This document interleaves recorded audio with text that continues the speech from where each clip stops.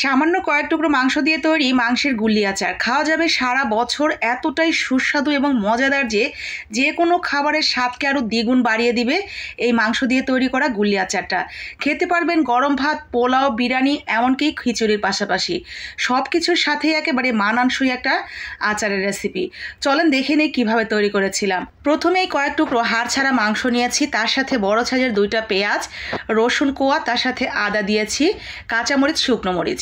এখন মাংসগুলোকে কিমা করে নিতে হবে। আমি একেবারে ছোট ছোট করে টুকরো করে ব্লেন্ডারের জারে দিয়ে সুন্দর করে কিমা তৈরি করে নিয়েছি। ব্যাস, মাংসের কিমাটা রেডি হয়ে গেছে। এখন এখানে স্বাদ মতো লবণ যোগ করে দিতে হবে এবং যোগ করে দিব বেশ কিছু গোটা মশলা। লবণ দেওয়ার পরে দিয়ে দিচ্ছি এখানে আস্ত জিরা, আস্ত ধনিয়া, সাথে দিয়ে দিচ্ছি একটু গরম মশলা, তার সাথে দিয়ে দিলাম অল্প একটু জয়ত্রী এবং সামান্য একটু জয়ফল। এখন পরিমাণ মতো তেল দিয়ে ভাজা ভাজা করে নিতে হবে মাংসগুলোকে।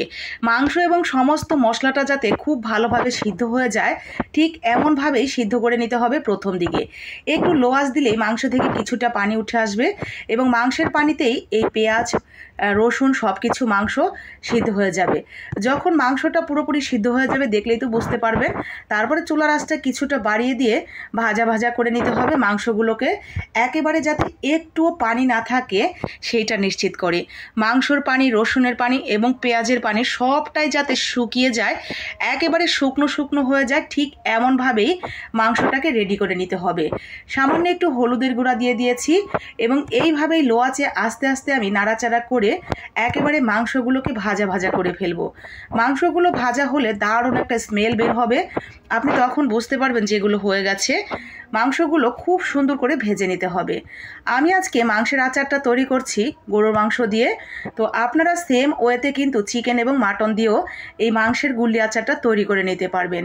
এই মাংসের আচারটা খেতে যে এত ভালো লাগে আপনি না বানানো পর্যন্ত বুঝতে পারবেন না যেটা আসলেই কতটা মজার।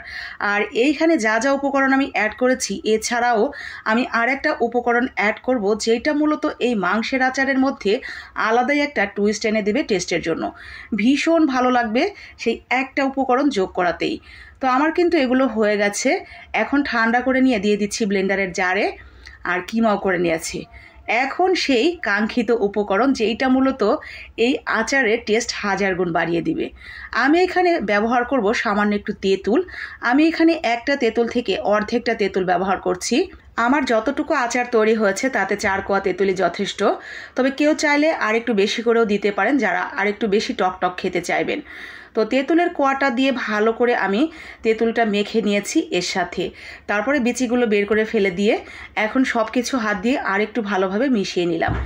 এই তেঁতুলটা দেওয়ার কারণে আপনি এই আচারটা মুখে দেওয়া মাত্র এত বেশি ভালো লাগবে, আলাদাই একটা স্বাদ পাবেন সামান্য একটু তেঁতুল অ্যাড করার কারণে। মুখে দেওয়া মাত্র মুখ ভর্তি হয়ে যাবে আপনার পানি দিয়ে, এত ভালো খেতে। তো এখন শুধু ছোট্ট ছোট্ট করে গুলির মতো করে তৈরি করে নিচ্ছি। চাইলে আর একটু বড় করেও তৈরি করে নিতে পারেন, তবে আমি এই সাইজের গুলির মতো করেই তৈরি করেছি। ব্যাস, এখন শুধু তেলের মধ্যে ডুবিয়ে রাখার পালা।